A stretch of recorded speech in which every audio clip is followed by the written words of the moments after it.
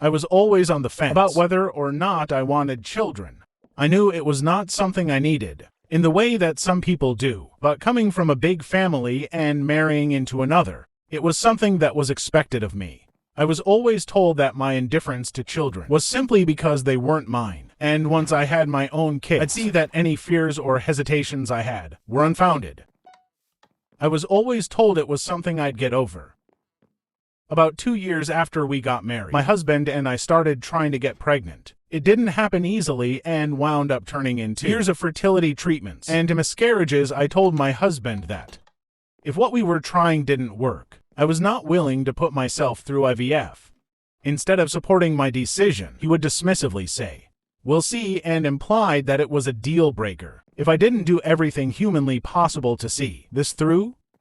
Truth be told, I was worried about getting pregnant for a lot of reasons. One, because my husband was such a workaholic, and I worried that he prioritized his job over his family. I made it clear that I wanted our kids to have an actual father, unlike his who thought that providing a paycheck and doing absolutely nothing else counted as being a good father. We had several conversations about my expectations of him, as a parent especially, because I was so unsure of how much I actually wanted to be one.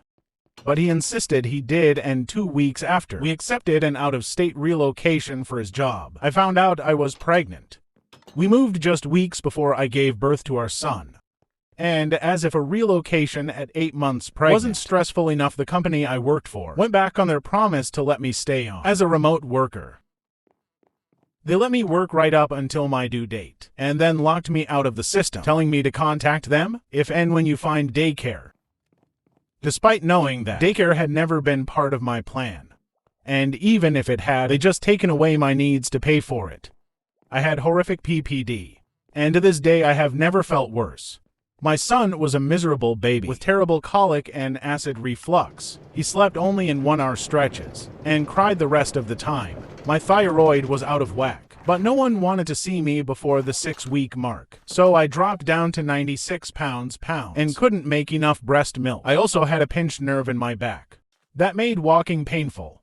Wasn't sleeping, could barely find time to eat, and part 2 is up.